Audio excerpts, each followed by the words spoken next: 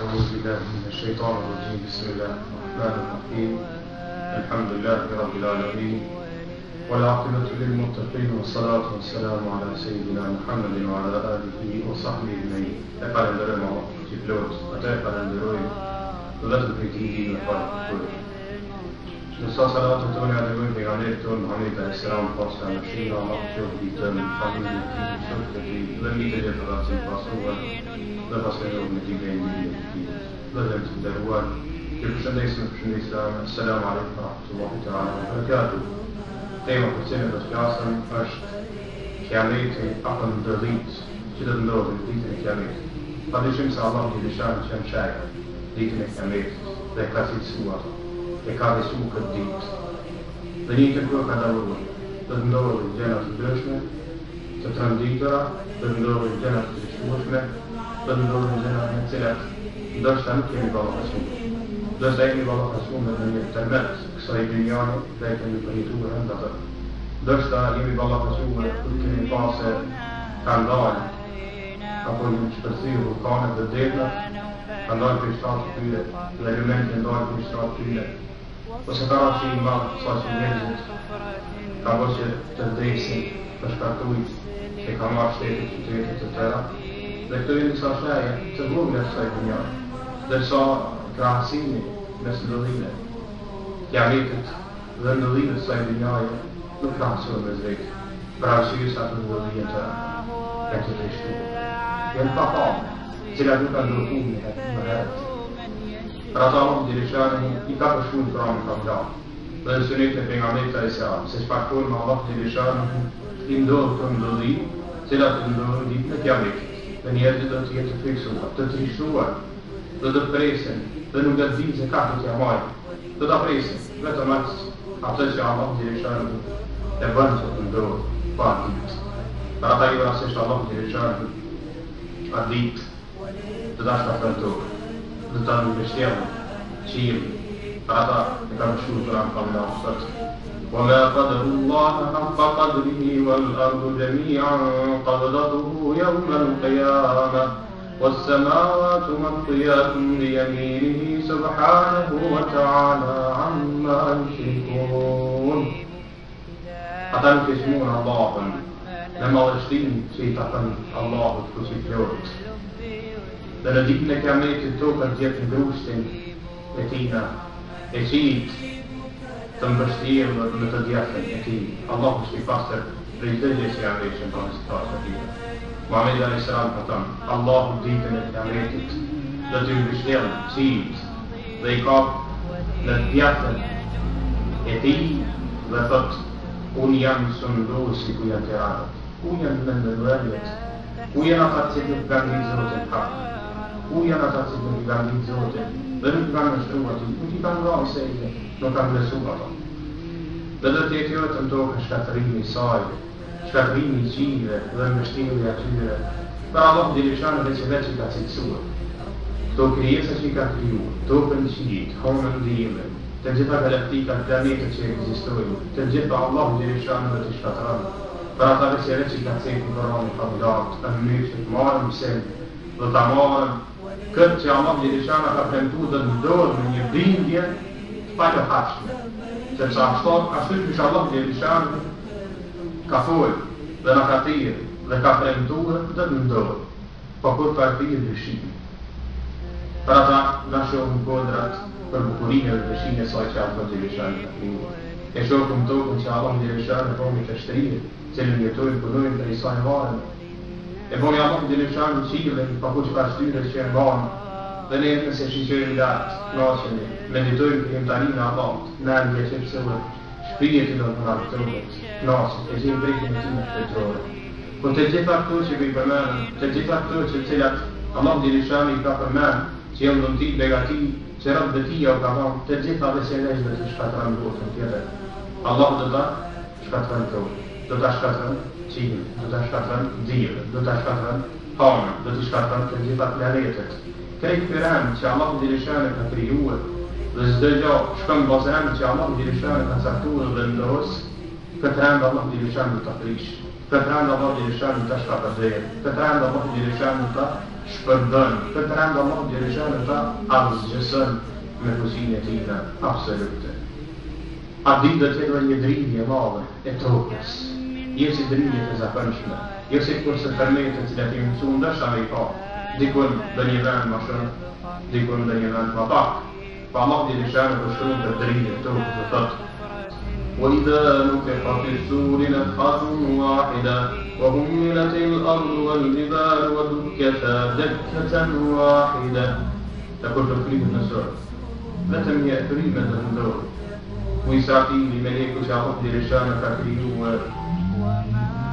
nuk ka kohë për shtarë për një pejgamberit e Islam, sa shqerpit e syvet e tij nuk i mbyllë dhe nuk i mshel, mos vallë Allah Gjeleshanu të Jakubën që me i kry surit. E kur i kryin surit, po thëtë Allah Gjeleshanu të përshkruan, vetëm një frime të ndorë, jo më shumë, do të ngrihet tokë, prej vendit që Allah Gjeleshanu ka bërë qesh dhe ka vendosën ta. Dhe do të ngrihen kodrat, dhe do të goditen njëra me tjetër. Si sojtë të Allah Gjeleshanu Kur'an, toka, kodrat, do të godasin njëra tjetër. Pa dyshim se fuqia Allah Gjeleshanu është absolute. Pa dyshim se në këtë dynja ta në dhe të shoku shkatërime, të mejtë, dridhje, shafitje, të ndryshme, fortuna, të ndryshme, era, prima, të gjitha këto janë fuqi, prej fuqisë Allahut Azza wa Jall. Po këto janë vetëm një pjesë e asaj që Allah Gjeleshanu e shfaqet madhështinë dhe fuqinë e tij. Po në gotën tjetër Allah Gjeleshanu do t'i asgjëson, do t'i shkatërron të gjitha. Për ata që si ka përmendur thotë tërmimi i kodrave, shkapërderdhja e tyre. Ose me dure po si thonë Allahu dhe fuqinë e tij absolute. E bën ti kodrat tokën, qiellin dhe çdo gjë dhe bën të emët sa që atyri i njërit nuk ka mundësi dhe shka përdera plëhet të tyre. Allah Gjeleshanu ka përshkruar Kur'an për Allah thotë: ويسألونك عن الجبال فقل ينسفها ربي نسفا فيذروها قاعا صفصفا لا ترى فيها عوجا ولا أمتا. Të pjesin për kodra thuj, Zoti im i bën përmi ato, i shpërndar, dhe në vend me ty dhe të bëj rafsh me tokë, as do të ketë farë bina aty, pas nuk do të ketë ndërtesa për njëtën kohë, as nuk do të ketë mërësina për ashtësina, as do të ketë breg, as do të ketë lukë. Dhe më Allahu ku që i plot i asgjësën, i rafshën me fuqinë e tina absolute, në ndritën e kiamet ditën e gjykimit.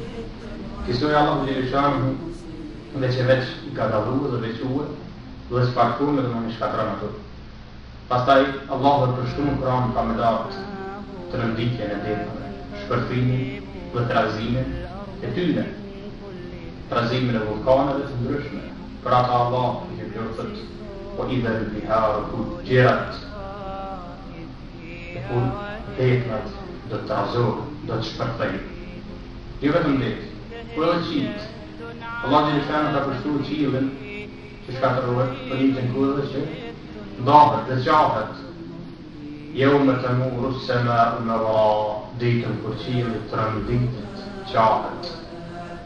Wa idha inshaqqat as-sama'u fakanat wirdatan kal-dahan. Allah ku që plot Kur'an ka ndatë, e kur të qahet qielli bëhet i kuq si vaj i shkrirë. Si se Allah Gjeleshanu ka qartësuar, se kjo ditë është kiametit, ditë të vështimit, vujtjes dhe mjerimit, dhe njëjtën kohë Allah Gjeleshanu kësaj me fuqinë e tij absolute i shkatërron të gjitha. Pastaj Allah Gjeleshanu vetëm qiellin, po edhe diellin, dhe ka qartësuar se çfarë formë do mundën të shkelë, dhe njëjtën kohë arson.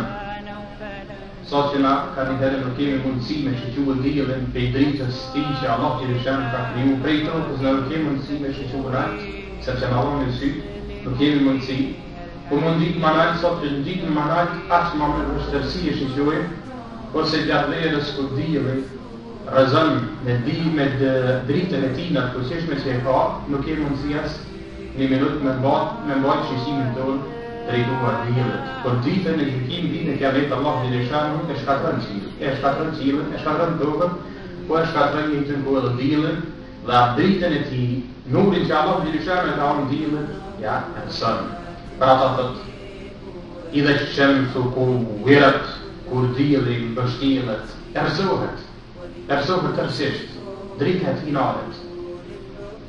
Sikur se shembullin për ta kuptuar më mirë, Allahu Gjeleshanu prej shajave të tij në këtë dynja, e çon ka që prej ditës të nxarret, rrezja e diellit, apo që dena është e njohur në ka një ku shënohet ajo datë e caktuar se kur Allahu Gjeleshanu do ta llokoni faktor me një pjesë të diellit, saqë do të duket errësirë. Për shembull, kushtisht Allahu Gjeleshanu për njëra prej shajave që Allahu Gjeleshanu ka sjellë në dynja që ne shohim, e në realitet Allahu Gjeleshanu ndoshta na jep mësim se në botën tjetër ai është pak e kësaj dynjaje që kemi mësuar diellin, po në botën tjetër do ta arsyejmë, do të t'ja nxjerrim atë dritë që ka dielli. Si soi Allahu Gjeleshanu shkatron në senet, secilën prej krijesa që i ka krijuar në mënyrë që me manifestu fuqinë e tij absolute dhe ne më atë rregull për më bim fuqinë e tij pakutishëm.